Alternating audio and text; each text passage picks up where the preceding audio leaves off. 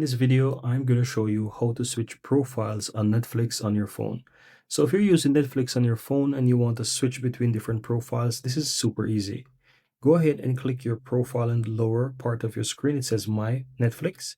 Then from here in the upper left, you'll see your profile and you see the drop down there as well. There's a down arrow. You click that and now you have the different profiles and you can switch between the profiles. So for example, I want to go to the kids profile.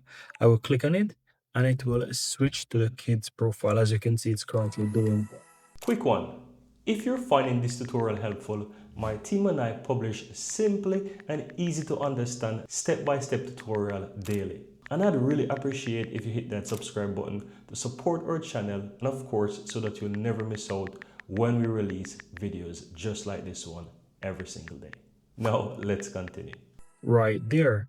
And at any point in time you want to switch back, again, you click on My Netflix at the bottom there, then you can switch from the kids to the, let's say, the primary profile. And that's all there is to it, guys.